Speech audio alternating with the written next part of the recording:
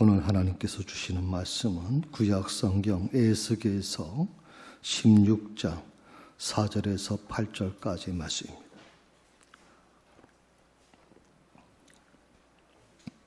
제가 갖고 있는 성경에는 1169면에 있습니다.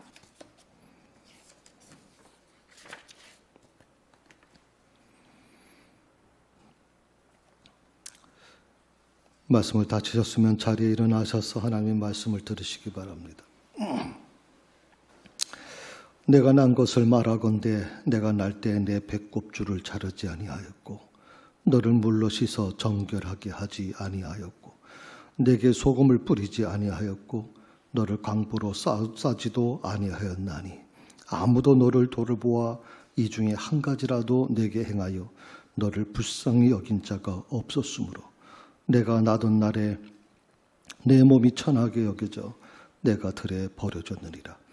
내가 내 곁으로 지나갈 때 내가 피투성이가 되어 발짓하는 것을 보고 내게 이르기를 너는 피투성이라도 살아있으라. 다시 이르기를 너는 피투성이라도 살아있으라 하고 내가 너를 들에 풀같이 많게 하였더니 내가 크게 자라고 심히 아름다우며 유방이 뚜렷하고 내 머리털이 자랐으나 내가 여전히 벌거벗은 알몸이더라. 내가 내 곁으로 지나며 보니 내 때가 사랑할 만한 때라. 내 옷으로 너를 덮고 벌거벗은 것을 가리고 내가 맹세하고 언약하여 너를 내게 속하게 하였느니라. 나 주 여호와의 말이니라. 이것이 하나님께서 오늘 우리에게 주시는 말씀입니다. 아멘.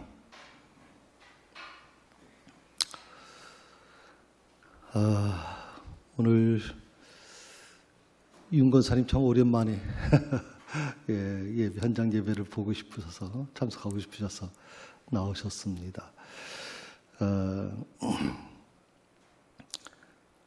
아직 그 중앙대책본부에서 이제 그 교회 규모에 따라서 한 20명, 50명까지 이렇게 해서 저희 교회는 20명 정도 해당됩니다. 그래서 20명까지만 예배를 드려야 된다 그래서 밑에 지금 교육권과 쉼터로 좀 분산돼서 예배를 드립니다.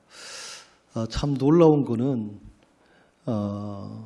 예배 시간 5분 전에 오셔야 됩니다라고 해도 사실 5분 전에 오시는 분들이 많지 않았거든요. 근데 오늘은 한 20분 전에 오셔야 본당 20명 안에 들어갑니다. 20분 넘어가시면 한 15분, 11시 15분을 넘어가시면 본당에 예배 드릴 수가 없습니다.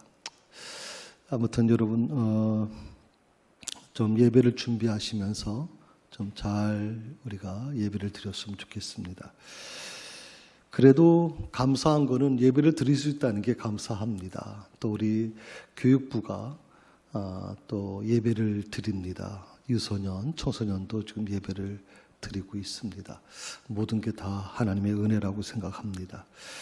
자, 이 세상에서 보통 지도자가 되거나 뭐 리더라고 얘기할 때 그 리더의 자질이 뭐냐라고 물어보면 대부분 그렇게 얘기합니다. 능력이다.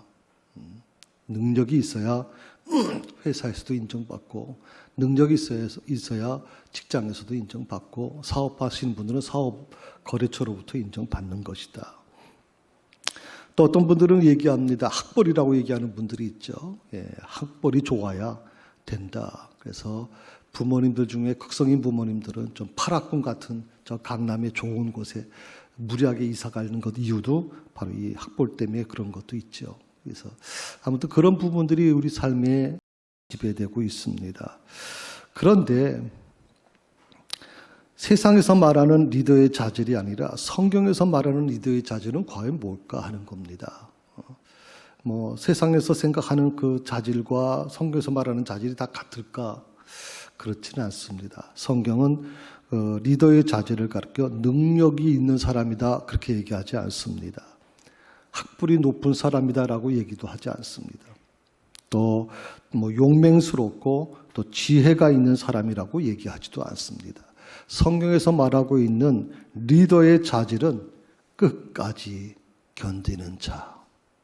끝까지 버티는 자다. 이렇게 얘기합니다. 우리가 한번 다윗을 한번 생각해 보십시오. 참 위대한 왕입니다. 다윗 하면 지금까지도 수천 년이 지난 지금도 이스라엘 그 민족에게는 정말 대단한 사람입니다. 근데 우리는 항상 그렇게 생각하죠. 다윗 위대한 왕, 나라를 통일시킨 위대한 왕이다라고 얘기합니다. 그런데 이 다윗이 평생토록 사울 왕의 칼을 피해서 도망 다니는 신세였다는 걸 아는 사람은 그렇게 많지 않습니다. 얼마나 힘들었으면 이스라엘 땅에 머물 곳이 없어서 이스라엘의 최대 적국인 블레셋에 찾아가서 블레셋 왕 앞에 머리를 조아리고 그리고 미친 짓을 하면서까지 살려달라고 요청합니다. 그게 다윗의 인생입니다. 요셉은 좀 어떻습니까? 항상 우리는 바벨론의 총리, 입신양면에 성공한 사람이라고 그렇게 생각합니다만은 그 요셉은 어떤 사람입니까? 하루아침에 총리가 된 사람이 아닙니다. 수십 년을 노예 생활로 그리고 감옥에서 그렇게 살았던 사람입니다. 그걸 거치고 나서야 총리가 될 수 있었습니다. 모세라고 하는 사람은 또 어떻습니까? 민족의 지도자가 되기 위해서 40년 동안 애국 궁중 생활을 해야 했고 40년 동안 미디안 광야에서 이름 없는 목부로 살 수밖에 없었습니다. 제가 지금 말씀을 드리는 이유는 바로 그겁니다. 모세라는 지도력, 또 요셉이라고 하는 어떤 그런 능력, 또 다윗이라고 하는 그런 용맹함, 이 모든 것들이 그 처음부터 이루어진 게 아니라는 겁니다. 수많은 고난과 어려움 속에서 다윗도 마찬가지고 요셉도 마찬가지고 모세도 마찬가지죠. 끝까지 버티는 자였습니다. 끝까지 버티는 자. 어떻게 보면 블레셋 왕 앞에 머리를 조아리고 미친 짓을 하면서까지 목숨을 구걸하는 이 다윗은 아마 죽고 싶었을 겁니다. 죽는 게 더 편했을 겁니다. 그런 것보다는. 그래도 그는 살아남았습니다. 그래서 위대한 다윗이 될 수 있었던 것이거든요. 오늘 본문에서 하나님은 에스겔 선지자를 통해서 이스라엘 백성들에게 이렇게 말씀하고 계십니다. 피투성이라도 살아있으라. 피투성이라도 살아있으라.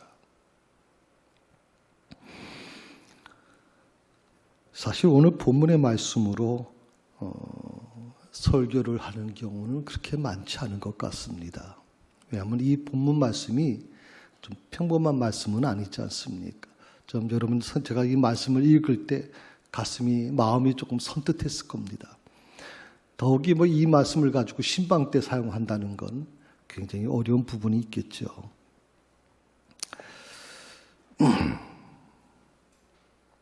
몇 년 전에 저희 교회에서 대신방을 한 적 혹시 기억되실 겁니다. 제가 전 가정을 신방하면서 대신방을 했습니다. 대신방을 할 때 두 가지가 있습니다. 하나는 그 가정에서 그 가정의 형편을 내가 잘 모를 때는 그 가정의 얘기를 듣고 그 즉석에서 말씀을 정하는 경우가 있고, 또 그 가정에서 그분에 대해서 잘 알 경우에는 미리 기도하면서 말씀을 준비하게 됩니다. 그런데 제가 오늘 이 말씀을 가지고 한 가정에게 말씀을 드렸습니다. 왜냐하면 그분을 제가 미리 좀 많이 알았고요. 또 상담도 많이 했던 분입니다. 너무나도 우겨싸움을 당합니다. 그분은 제 앞에서 울지 않은 적이 없습니다. 수없이 울면서 하나님이 어떻게 이럴 수가 있습니까? 라고 하는 수없이 토로했던 분입니다. 어떻게 보면 영적으로 볼 때는 제 눈에는 벌거벗은 어떤 모습이 제가 연상이 됐거든요. 그래서 제가 이 말씀을 준비하고 그 가정에 이 말씀을 드렸습니다. 그런데 이 분이 이 말씀을 듣고 나서 시험이 들었습니다. 목사님이 대신방에 축복된 말씀을 주셔야지 어떻게 이런 말씀을 저희 가정에 주시는가. 그래서 한동안 교회를 안 나오고 여러 가지 시험에 든 모습들을 보여줬습니다. 사실 그래서 제가 이 말씀을 전하기가 굉장히 두려운 부분도 있습니다. 그만큼 영적인 말씀이기 때문에 기도하면서 들으셔야 된다고 저는 생각을 하고 있고요. 그럼에도 불구하고 오늘 이 본문의 말씀을 여러분에게 드리는 이유는 지금 이 시대를 살고 있는 바로 나의 모습이, 이 땅에 있는 기독교인들의 모습이, 이 땅에 있는 성도들의 모습이 어쩌면 그 당시 이스라엘 백성들의 모습과 너무나도 닮았기 때문에 그렇습니다. 지금 희망이 점점 사라져가고 있습니다.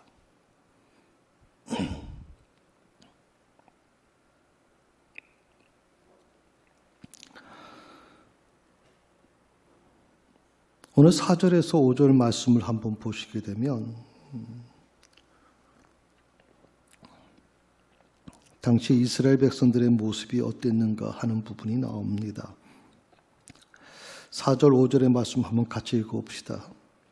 내가 난 것을 말하건대 내가 날 때 내 배꼽줄을 자르지 아니하였고 너를 물로 씻어 정결하게 하지 아니하였고 내게 소금을 뿌리지 아니하였고 너를 강보로 쌓여도 아니하였나니 아무도 너를 돌보아 이 중에 한 가지라도 내게 행하여 너를 불쌍히 여긴 자가 없었으므로 내가 나던 날에 내 몸이 천하게 여겨져 내가 들에 버려졌느니라. 아멘. 네 가지 말씀을 주시죠. 충격적인 말씀입니다. 첫 번째가 뭐냐면 너는 태어나던 날에 버려졌다는 겁니다.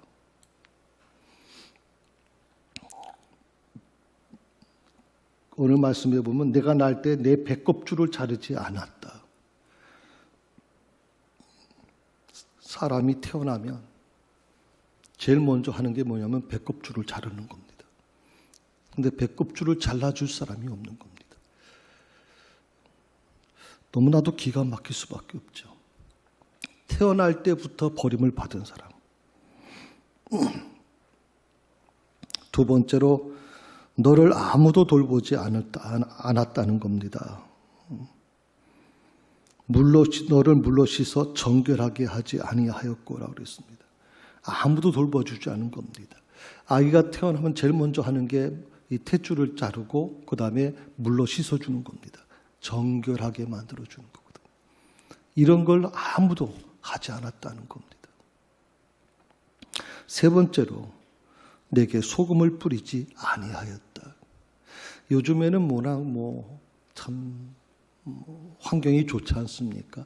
의료 기술이 뛰어나지 않습니까?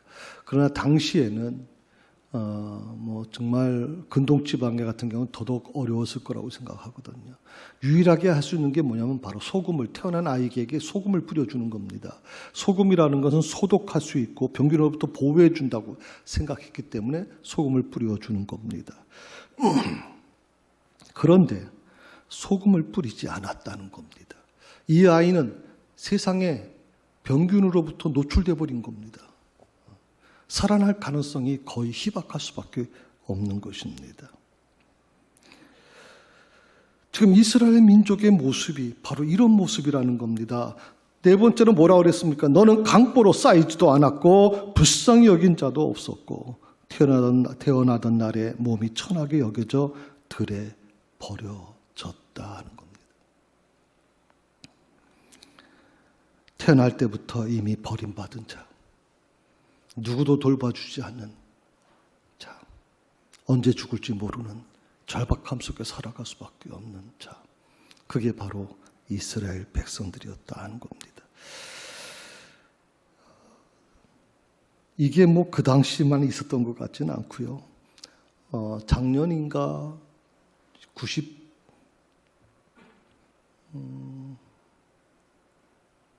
99년도인가요? 작년이라고 생각이 드는데 한 농가 쓰레기 더미에서 신생아가 발견됩니다. 밀양에서 있었던 일입니다. 이 농가의 창고라고 하는 거 여러분 아실 것처럼 굉장히 더럽고 굉장히 아주 잡동사니들을 모아놓는 것이죠. 그런데 이 집에 살던 주인 되시는 분이 아침에 이상한 소리가 들리는 겁니다. 처음에는 고양이가 우는 줄 알았다 그렇게 얘기를 해요. 근데 하도 소리가 나서 아침에 가서 보니까 그날도 여름이 아니라 상당히 조금 선선한 날이었는데 들어가서 보니까 아기가 있었다. 신생아였다. 2.7kg. 이제 갓 탯줄을 잘려진 아이. 그런데 몸 곳곳이 온통 벌레에 물려 있었다. 그래서 이 아이가 과연 살아날 수 있을까? 걱정스러운 마음으로 이 아이를 이제 관계기관에 넘겼는데 다행히 이 아이가 살아났습니다. 문제가 없이 건강하게 자라고 있다 이렇게 얘기를 합니다. 그 아이를 버린 친모를 이제 경찰이 조사를 해서 체포를 했습니다. 그 친모가 왜 아이를 버렸느냐라고 물었을 때 생활고 때문에 어쩔 수 없었다라고 얘기를 하더라 하는 겁니다.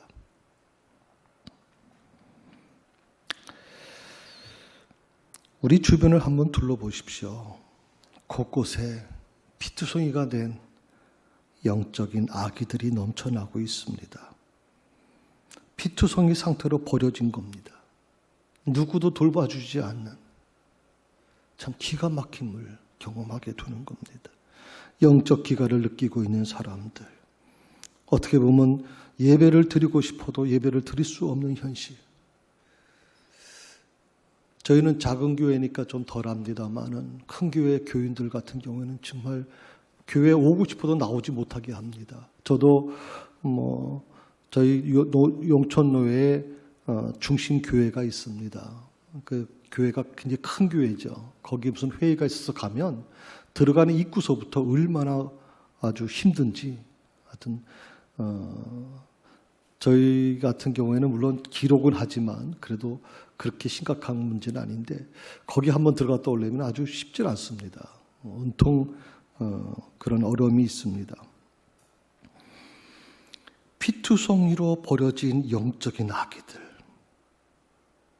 어쩌면 그 속에 내가 있을 수 있고 그 속에 바로 우리 가정이 있을 수 있고 그 속에 어쩌면 우리 교회가 있을 수도 있다고 생각을 합니다.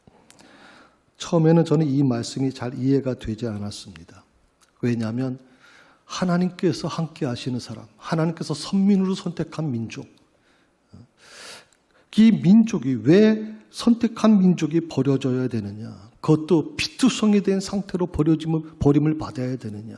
왜 그가 이 세상 어떤 사람들도 돌보지 않는 그야말로 처참한 모습으로 존재해야 되는가 하는 것이었습니다.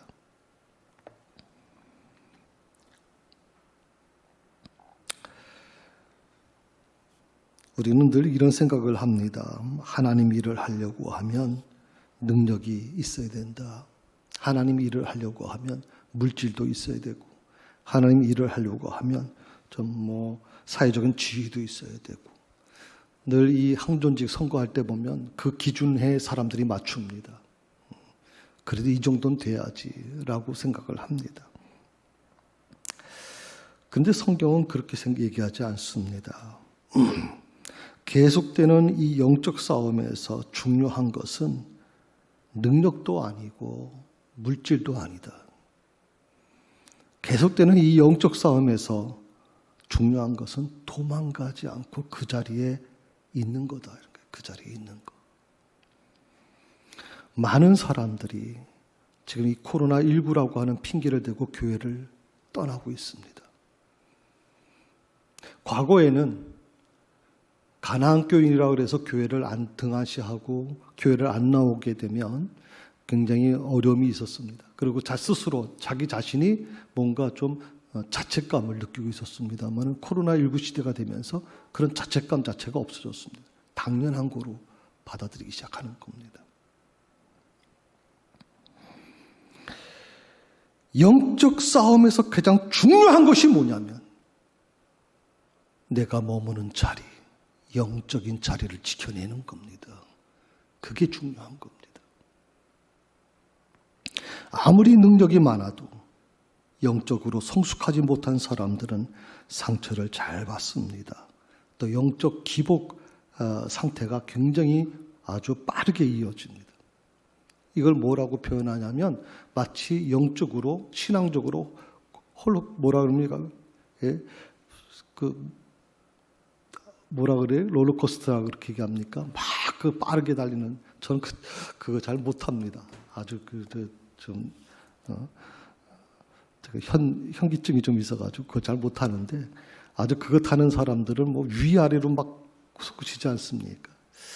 신앙생활이 계속 뭐 어느 때는 굉장히 아주 신앙이 좋은 것 같고 마치 하나님의 나라에 혼자 있는 것처럼 생각하다가 어느 때 보면 아주 밑바닥으로 떨어지는데, 이건 신앙 없는 사람보다 더할 정도입니다.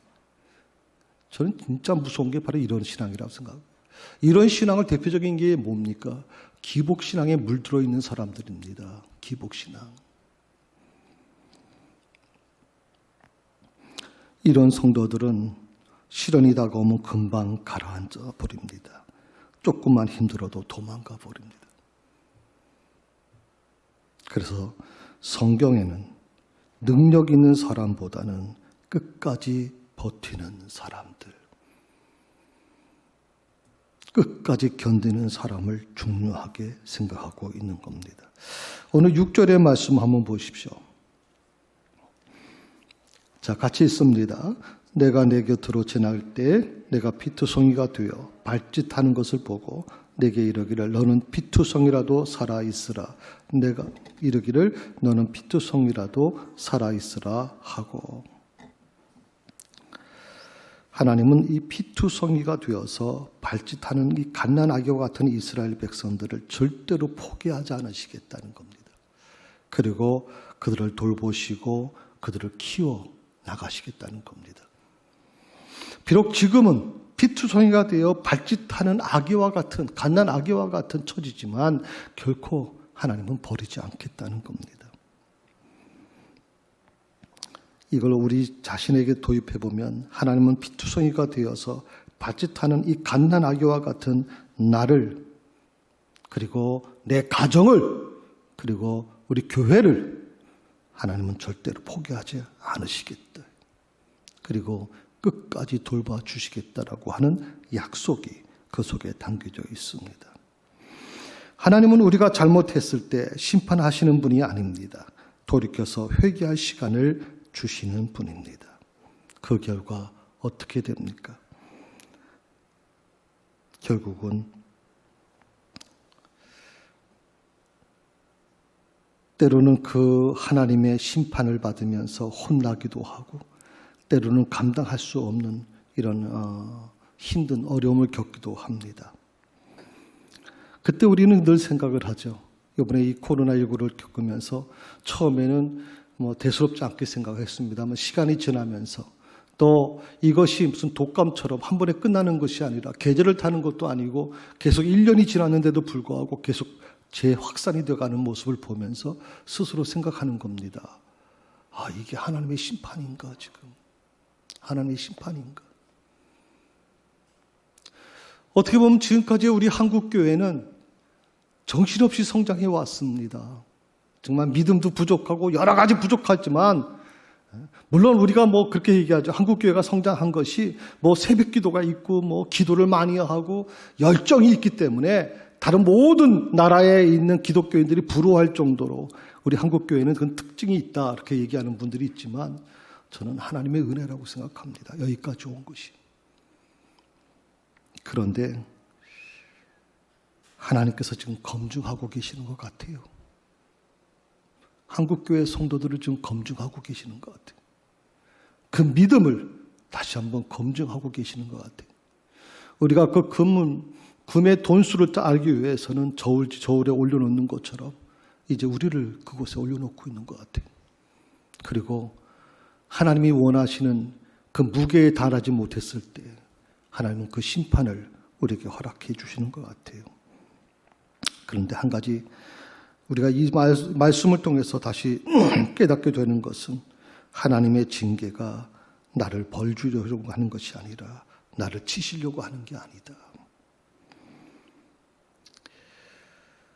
다시 돌이켜서 돌아오기를 바라시는 아버지의 마음이 그 징계 속에 담겨져 있다는 겁니다. 다시 돌아오기 원하는. 피투성이라도 살아있으라는 이 하나님의 말씀은 저는 절규와도 절규처럼 느껴집니다. 피투성이라도 살아있으라. 살아만 있어달라는 겁니다.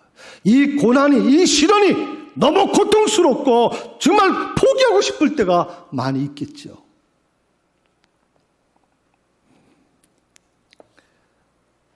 욥도 마찬가지였을 겁니다.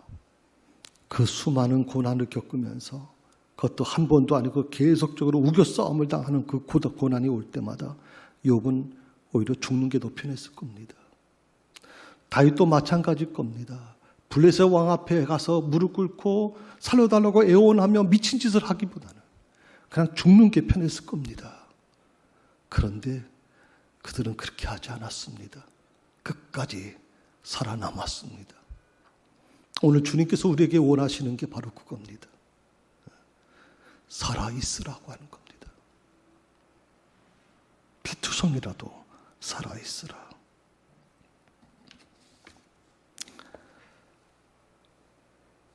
백목사야, 피투성이라도 살아있어요. 피투성이라도 살아있어라. 만신창이가 됐지만 그래도 살아남아야 돼. 하나님의 때를 기다리라고 하는 거 아니겠어요? 아무리 죽고 싶을 정도로 힘들어도 포기하지 말라는 겁니다. 그리고 굳게 서서 끝까지 버티라는 겁니다.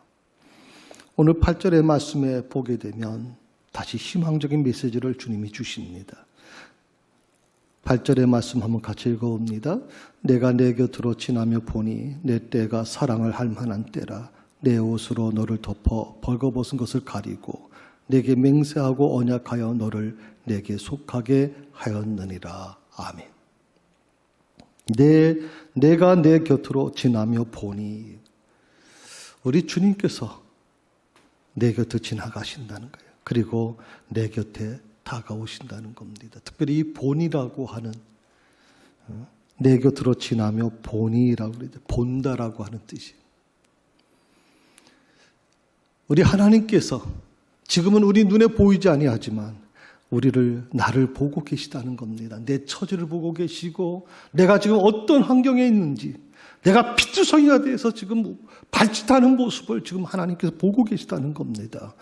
주여, 나는 견디지 못하겠습니다. 나는 감당할 수가 없습니다. 죽고 싶습니다라고 하는 이 절박한 상황을 우리 주님이 보고 계시다는 겁니다.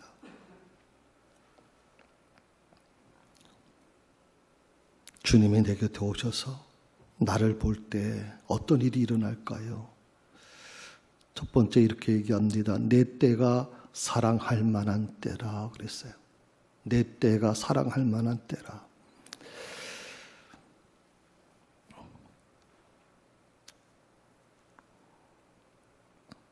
영적으로 신랑 되신 하나님께서 영적인 신부인 나를 자기 백성으로 삼으실 때가 되었다는 것을 암시해 주는 구절이라고 저는 생각합니다. 내 때가 사랑할 만한 때라. 지금 어떻게 보면 내가 가장 힘든 시기지만, 힘든 시간을 지나가고 있지만,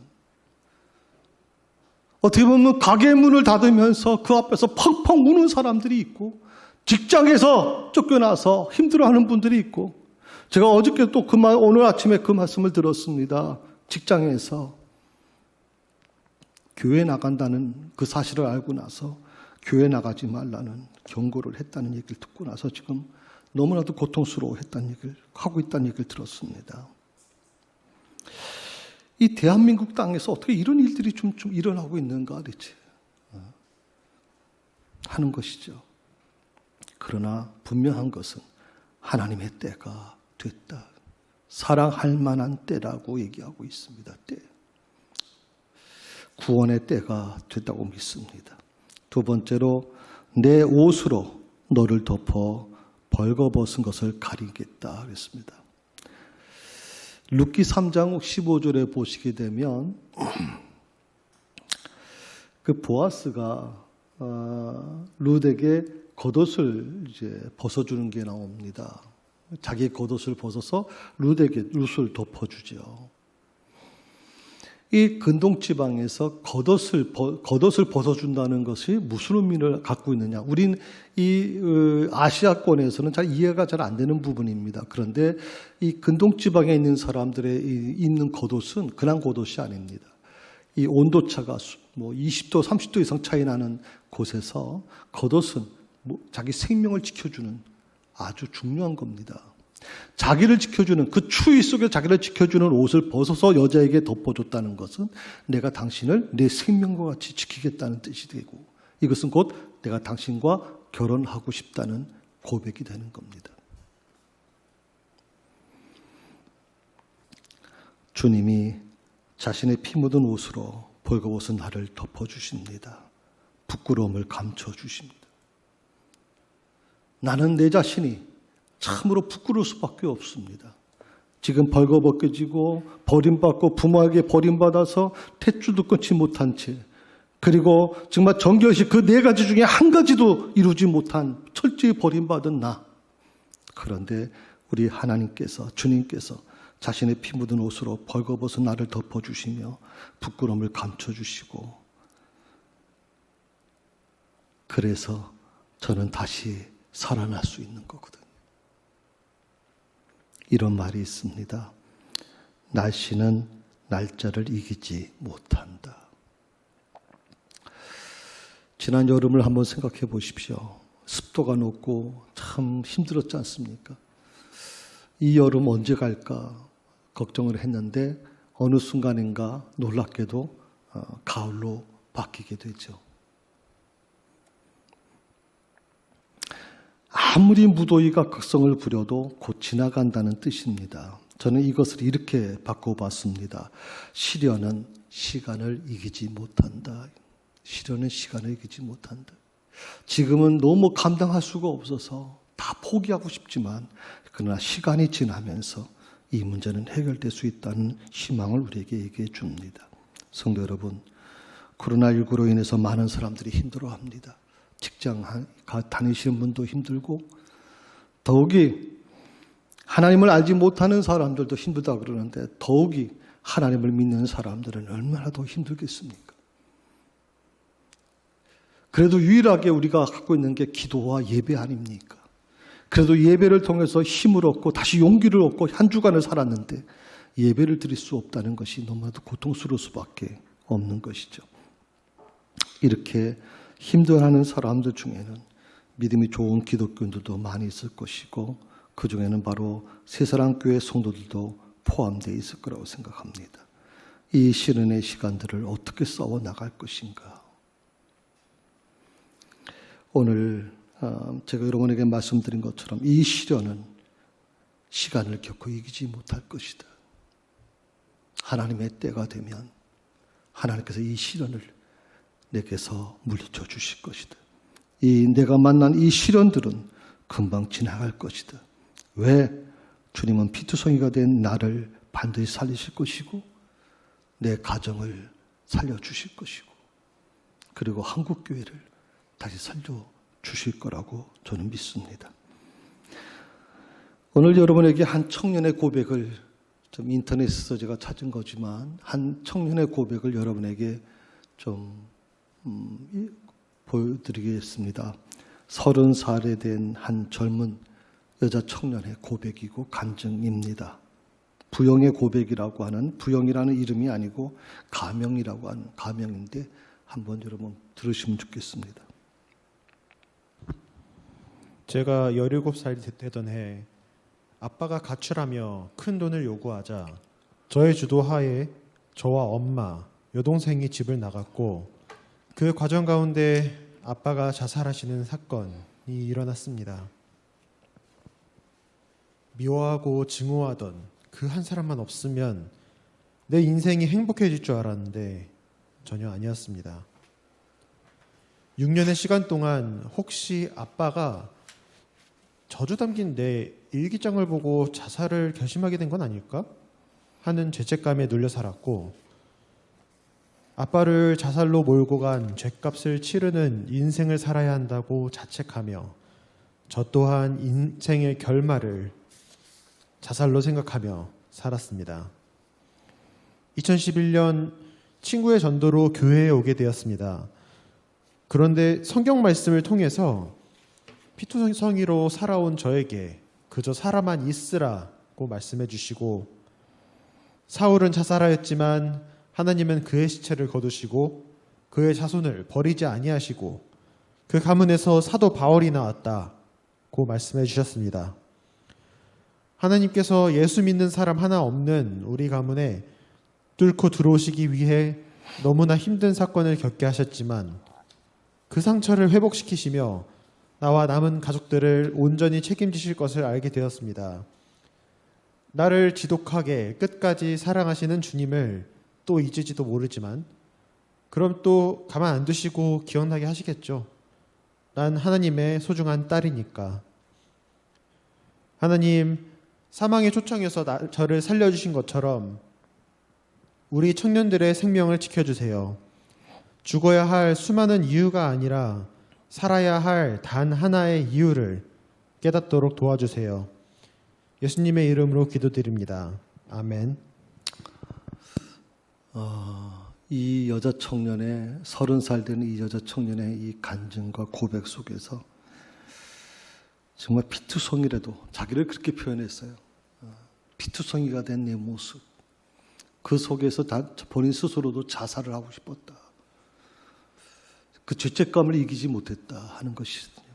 그런데 이 자살하려고 했던 이 청년이 예수를 만나게 됐고 그 예수님을 통해서 새로운 인생을 살아가게 되고 오히려 놀랍게도 다른 청년들을 걱정하며 그들을 위해서 중보하는 그런 귀한 사역을 감당하는 모습을 제가 들으면서 보면서 참 감동을 받았습니다.